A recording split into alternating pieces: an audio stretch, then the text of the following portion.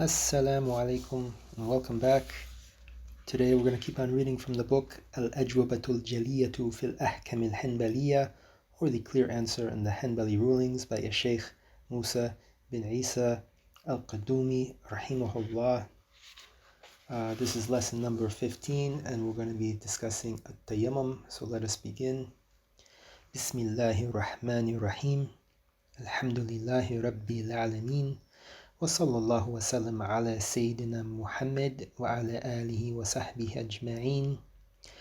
سبحانك لا علم لنا إلا ما علمتنا إنك أنت العليم الحكيم. اللهم انفعنا بما علمتنا وعلمنا بما ينفعنا وزدنا علما وعملا وفهما يا رب العالمين. قال المؤلف رحمه الله نفع الله به وبعلومه وبعلوم مشايخنا في الدارين آمين. So just as a reminder, we are reading from the translation by Sheikh Khalid Shah, and we are on page 47 if you have the book, section on Tayammum, question number 31. How many prerequisites are there for the validity of Tayammum? What are they? And the author replies, prerequisites for the validity of Tayammum are 8. And they are. And I think before we answer the question, we can just quickly define Tayammum.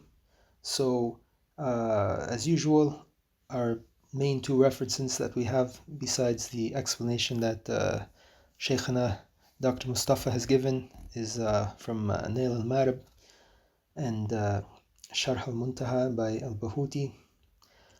So in Nail, they define Tayammum as linguistically al-qist, or the intention, and according to the language of the fuqaha, using a specific kind of dirt on specific limbs of a specific person during a specific time.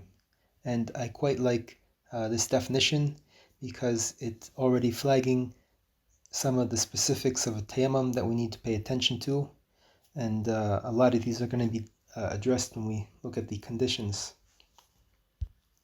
So the prerequisites are A, the intention, B, al-Islam, C, sound intellect, and D, the age of discernment. I'm not going to go deep into these because we've already covered these 4 previously in the section on al-wudu. So of course we know about having the intention. Regarding al-Islam, we know that then this tayammum won't be valid for the non-Muslim, the kafir. Likewise, the person that does not have sound intellect, it will not be valid for them. Likewise, the person who is not at the age of discernment, it will not be valid for them. So if we continue with the other prerequisites, the author goes on. E, istinja or istijmar, and the author has in parentheses, dry cleaning of the private parts. So once again, these have been covered in detail. You can go to the earlier videos. Maybe we can just quickly mention, why is the author mentioning this? Because if you don't already know, we're talking about tayammum as something that you do mainly in the absence of water. So these are kinds of ways that one would clean themselves after using the bathroom. That is, as the translator mentioned in the parentheses, is a dry cleaning, so without water. So we're mentioning them here because we're assuming there's no water, so one at least has to do the so-called dry version of the cleaning to be valid to then do the tayammum. And the author goes on. F, entering of the time of salat or prayer for which tayammum is being made. So this can be for a fard, obligatory prayer, for one of the sunnah ratiba, the sunnah prayers before and after the fard prayers, or another nafila prayer like Salat al-Duha. If you're not familiar with these, they will be covered in a later time, but these are just examples. So the main point here is that the tayammum is not valid for any prayer before the time of that prayer begins. And maybe now is also a good time just to kind of introduce this concept that, when we do the wudu, we're actually lifting the hadith. And we talked a lot about this. Once again, if you missed the video, go to the earlier videos. But when we do a tayammum, we're not actually lifting the hadith. And it's not a actual tahara. It's something that's just allowing one to perform that prayer without actually being in the state of tahara. So because of this difference, it's not valid to be done before its time, and this would be similar to the scenario of the woman with al-mustahada, which is the menstrual bleeding that would go beyond the normal time. So the woman in this situation, she would also be performing a type of tahara or purification before each prayer, and it would have to be done at the time of that prayer to perform it. And it's also mentioned in Dalil al-Talib that, for example, that the tayammum would also not be valid for a nafila supererogatory prayer during the time of prohibition of the prayer. So that's another case where we couldn't do the tayammum. And this is again related to the time being an invalid time. This might be getting a bit advanced for our level, so let's not get more into this. We can continue with the remaining prerequisites. So the author goes on, G, the inability to use water. So one dimension of this is, we can say, like not being able to use or access the water. This would include situations where water is being withheld from people. It could also be that the person is being withheld from reaching the water. It could be that the water is cut. It could be like an intentional cut, like the enemy has cut the water. It could also be, and I'm thinking now even from my own experience, when there's no electricity and you can't pump the water to the roof, there's no water in the tank of the house. So any kind of scenario like this, we can also say in the case where water could be frozen and you can't melt it, this would be another case. The other dimension of this is there would be fear of the one to use the water, as far as there could be some kind of harm on that person by using the water. So this could be a case where the water is extremely cold, and it's also mentioned in a nail, for example, fear of thirst for oneself or other humans, or even the mutarameen animals. So this would include the animals, or we can say it would exclude animals such as the pig, the aggressive dog, the black dog, these kind of animals that have something that's making them غير محترمين, like not respectable animals, or animals not to be respected or cared for. Now, before we go to the last prerequisite, maybe there's something from a nail that we can just touch on here.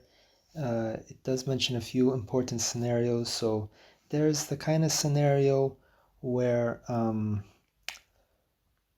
one is in the state of impurity. It could be the minor or major impurity, and he does not have enough water to use that it will cover what is needed for the obligatory elements of that purification. So once again, we're saying that the person does have some water, but it's not enough water. And we're saying enough water that beyond maybe having water for drinking and these other kind of needs that we've mentioned. So in the case that you have the small amount of water that you can use for purification, but it's not enough, use the water until it's gone, and then you will do the tayammum. So the tayammum won't be valid when you do have a small amount of water, even if it's like only enough to do a partial purification. So now there's like another scenario that is mentioned in a nail, where one is in a state of impurity, but he also has some najasa or impurity on his clothes or his body. So now in this case, one would want to remove the najasa from the clothes or body first.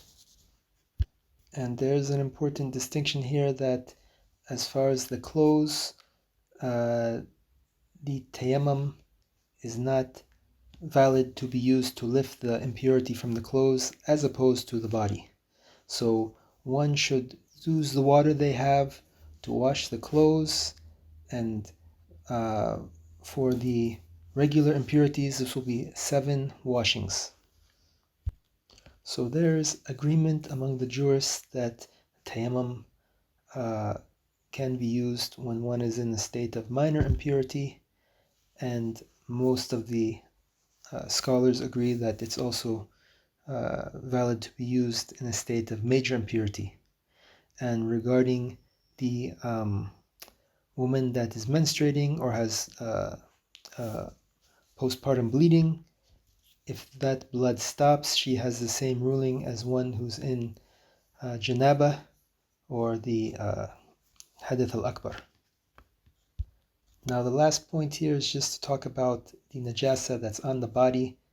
As we already mentioned, on the body is different than on the clothes, so we can use tayammum to lift impurities that are on the body, assuming that we don't have water. So there is a condition to do so, is that one has to do a takhfif of the najasa. So takhfif would be wiping away anything that is moist or scratching anything that is dry. So one, according to their ability to do so, should remove the najasa. Once again, the wet one is wiped, the dry one is kind of scraped away. And it's mentioned in Sharh al-Muntaha that if one does the tayammum before they do the takhfif or the reducing of the najasa on the body, it's not valid. Okay, sorry for that diversion. Now we're going to go back to our main text. The last prerequisite, H, to be, and then there are subcategories here: soil, dirt, dust, permissible, in parentheses, acquired lawfully, not be pre-used, not burnt, and that it has dust that can attach to the hand when touched. Yeah, so regarding the first kind of subcategory here, that it be soil, dirt, or dust, I mean literally this is just in Arabic biturab.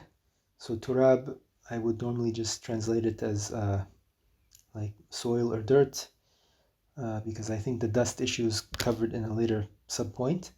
But the point here is that it has to be dirt. And why are we saying this? That means it can't be, for example, sand or pebbles or rocks, which some of these things are permissible in other madhahib, but for us it has to be soil. And when we say no sand, we're talking about the pure, like, kind of, fine rock sand. In some of the arid, drier areas, desert areas, you will find a like sand that could be mixed with dirt or soil. This might be permissible to use if the soil that it's mixed with is going to be having the other prerequisites that we're going to mention. So the next sub-prerequisite is that it be permissible. So just like it's not valid to use stolen or water that's been taken without the permission of the owner, likewise has the same ruling for the soil. And so next, that it not be pre-used. And this is kind of interesting because although the book that we're studying is a summary of Dalil al-Talib, I'm noticing that they are using a different order and different wording. So literally in Arabic they're saying غير مستعمل, but here they say tuhur in the Dalil al-Talib. So this is kind of just a semantic discussion, but the point being that any soil that has been used for tayammum, meaning that then it's been put on the hands or the face and wiped, it's like the water that's used, it can't be used then by another person. And then the next subcategory here, that it's not burnt. And the idea is that if it becomes so burnt, then it's no longer called turab or dirt, meaning it's been physically changed to something else. It's no longer dirt. And then the last sub-condition here is that it has dust that attaches to the hand. So this means when you put your hand in that dirt or soil, or if like you kind of slam your hand down on it, there should be some type of dust that remains sticking to your hand. Otherwise, if it doesn't do that, tayammum with that soil isn't valid. Just a few things to kind of conclude here. In this list, 8 things are mentioned as prerequisites. If you see other books, sometimes that list is shorter because some of these conditions, especially like some of the first 3, like being Muslim, being of sound intellect, being of the age of discernment, they're not always counted in the other fiqh books, but they are counted here. So, either way, these things have to be there, but they're just not always counted by the different scholars when they make these lists. And those things that sometimes aren't counted by the other scholars are those type of the conditions that are both the conditions for the validity of the thing, as well as that obligate that it has to be done. So, when we talk about conditions, they can usually be divided into these different categories of things that are for the validity of the act, things that are necessitating the act, and things that are fulfilling both conditions. But I just wanted to point that out in case you go to other books and you see a different ordering or numbering. And maybe just 2 other things to reiterate.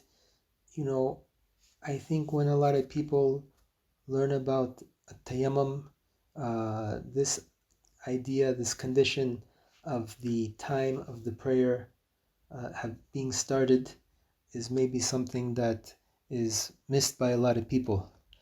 And one of my other scholars, one of our Shafi'i scholars, he explained this in the way that, the reason for this is that it's basically like you're doing 2 dispensations. Already you have one rukhsa or dispensation by doing the tayammum. And what we know about in the history of al-Islam is that initially one had to do the purification, the wudu, for every prayer. So then it became almost like some kind of a rukhsa or dispensation that one act of purification can go beyond that prayer. So when we combine the two, it's like a double rukhsa, and we can't do that. And finally, just to reiterate that we have to do tayammum with dirt or soil, with all the subconditions that we've mentioned. But the point being is that we see in the so-called comparative fiqh karajihi methodology, that this position that one can do a tayammum with sand and rocks and things like this, it seems to have become a popular position, but we want to just re-emphasize, in our madhab, it has to be soil or dirt. We will stop here for today. Inshallah, we'll complete tayammum in the next lesson, where we'll talk about the wajib, fard acts, as well as the invalidators of the tayammum. So let us end here. As usual, please don't forget us in your du'as and that of all of our Muslim brothers and sisters around the world. Alhamdulillahi Rabbil Alameen. Wa sallallahu wa sallam ala Sayyidina Muhammad wa ala alihi wa sahbihi ajma'een.